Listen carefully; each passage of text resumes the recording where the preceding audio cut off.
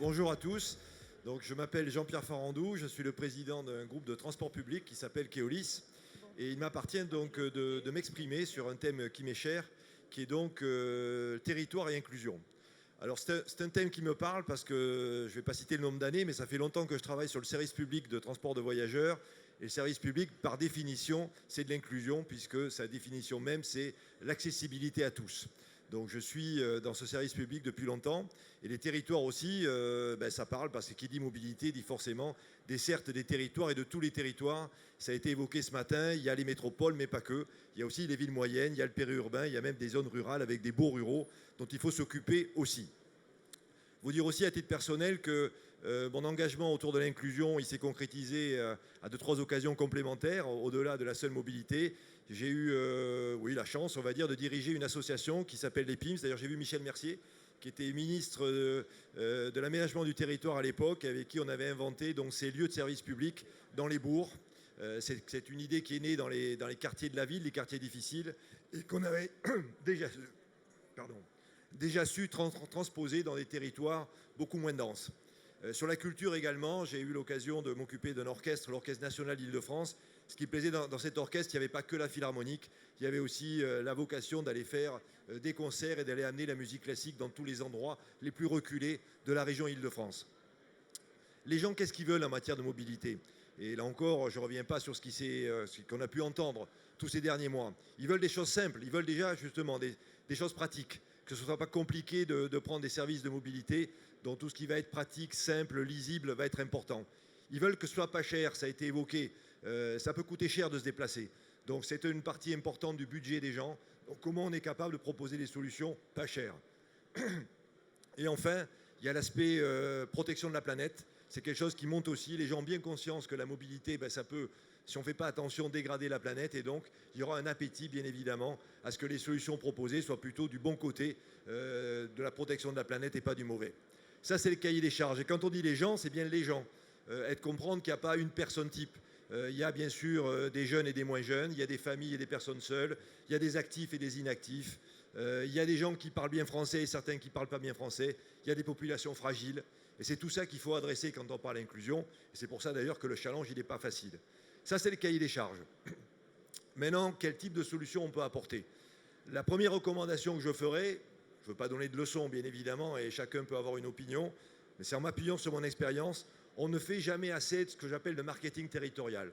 Prendre le temps d'étudier les déplacements, les besoins des déplacements des populations sur leur territoire. Voilà, il faut repartir à ce fondamental. On fonce parfois trop vite justement à la solution technique sans repartir du besoin et de la compréhension du besoin. On va d'ailleurs se rendre compte, quand on regarde cette cartographie de la compréhension du besoin, que les clivages administratifs hérités de l'histoire ne sont pas les bons en matière de mobilité. Une métropole, elle attire bien au-delà, bien évidemment, de son seul périmètre. Un bourg va être attiré peut-être par une capitale régionale qui n'est pas celle de sa région, parce qu'elle est en frontière. Pensons également aux régions frontalières, qui veulent aller en Suisse, qui veulent aller au Luxembourg, etc., etc. Donc on voit déjà que notre cartographie administrative, il faut la remettre en question. On va avoir des idées reçues qui vont être interpellées. Le 8, 12, 14, 18 de nos parents ou nos grands-parents, il a disparu.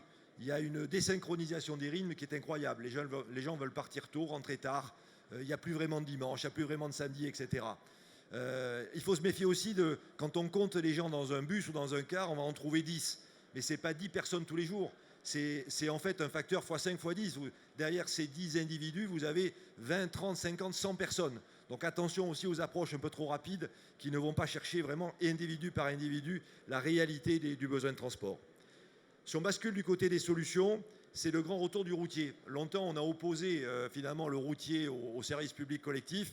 Eh bien, la voiture, dès lors qu'elle est partagée, dès lors qu'elle est connectée, dès lors qu'elle est électrique, bien évidemment, peut amener des solutions. Alors, on a tous en tête le covoiturage et l'autopartage. Le covoiturage, c'est très important, mais ce n'est pas facile. Tous les gens, ou beaucoup de gens sont d'accord pour ouvrir leur voiture à d'autres. Par contre, chacun a beaucoup de mal à abandonner sa propre voiture et à utiliser la voiture des autres. Voilà, donc il faut travailler sur ces obstacles. C'est du comportement, c'est du changement de comportement, il faut l'inciter. Ce qui est en train de monter très fort, c'est ce qu'on appelle le transport à la demande dynamique. Ce sont des voitures, des monospaces, 7 places, 8 places, ça peut aller jusqu'au minibus, où avec des algorithmes, vous allez être capable de repérer des gens qui habitent à peu près au même endroit et qui vont à peu près au même endroit. Voilà, donc ça permet en fait d'optimiser l'usage de ce véhicule. Donc on a bien ce facteur peu cher parce qu'on va diviser les coûts du véhicule par 2 ou 3 personnes en moyenne qui vont l'utiliser. Le vélo électrique. Je pense que le vélo électrique, c'est un formidable facteur de diffusion de la mobilité. Alors dans les zones rurales, c'est peut-être pas simple, mais dans le périurbain, ça peut marcher parce qu'on peut faire des distances plus importantes. C'est moins pénible. Bien sûr, ça va revenir avec ce qui a été dit sur tout ce qui est urbanisme. Il faut des couloirs, il faut une protection des cyclistes. Sinon, cet obstacle du risque peut entraver l'usage du vélo. Et enfin, la marche à pied dans nos villes, on le voit d'ailleurs, on n'a pas besoin de le pousser pour que ça se développe. La marche à pied est devenue le mode de déplacement le plus important dans les métropoles, donc il faut le poursuivre, mais il faut aller chercher les populations plus fragiles, je pense à nos aînés peut-être, et donc tout simplement il faut protéger les cheminements des piétons, il faut remettre des bancs publics pour que les gens puissent se reposer. Il y a des gens qui ont besoin de s'arrêter tous les 100 mètres, 200 mètres. Voilà, donc il faut repenser nos villes, réaménager nos villes pour que la marche à pied soit vraiment un mode utilisé par le plus grand nombre. Je terminerai par la gouvernance parce qu'il faut l'organiser tout ça. Ça ne se décrète pas, on a besoin de l'organiser. En France, on a une tradition, et c'est une bonne tradition, d'autorité organisatrice de la mobilité. La loi LOM, d'ailleurs, qui était en ce moment en cours de discussion au Parlement, va donner encore plus de pouvoir et de compétences aux autorités. Donc ça va dans le bon sens, parce que c'est un sujet d'intérêt général, c'est un sujet d'argent public, et il est rare. C'est donc un sujet de priorité, et il n'y a que des élus issus du suffrage universel qui peuvent porter l'ensemble de ces décisions. Le tout, c'est de l'articuler entre les différents niveaux. Et je pense qu'il faut le faire. Il faut qu'il y ait un niveau local. Il y a bien une notion de maille locale et de proximité. Alors là, il va falloir aider les intercos ou ces groupes de communes en termes de compétences, par exemple. Ce n'est pas évident du tout. Et ça, c'est une des questions d'application de la loi LOM. D'ailleurs, la loi est bien. Mais comment on va faire en termes d'application pour aider les collectivités à avoir les compétences nécessaires pour organiser leur mobilité, bâtir une petite application locale. Voilà, là, je pense qu'il y a encore du boulot. La région, bien évidemment, les grandes régions, et on a les stands des régions qui ne sont pas loin, a un rôle majeur pour structurer la mobilité au sein de ce territoire. Et il y aura bien sûr un espace national, parce qu'on n'est pas enfermé dans son bassin de vie, on n'est pas enfermé dans sa région, et on veut aussi pouvoir se déplacer dans l'ensemble de notre pays. Voilà, donc je terminerai par un mot de conviction. Je crois que sur ce sujet-là, il y a beaucoup de gens qui sont rassemblés. Je sais qu'il y a beaucoup d'élus qui sont ici et vous allez être les porteurs de tout ça et on sera là pour vous aider, parce que je crois que c'est pas facile, il faut être bien conscient aussi de ces sujets de technique, il y a des sujets techniques sur lesquels il faut vous aider. La première conviction, il faut résolument aller vers des solutions de mobilité bas carbone, c'est le moment d'être audacieux, c'est le moment de basculer vers des solutions qui ne gênent pas la planète, c'est ne laisser personne au bord du chemin et c'est enfin être travailler ensemble. Voilà, la co-construction et le travail ensemble sont les ferments de cette solution d'une mobilité inclusive dans tous nos territoires.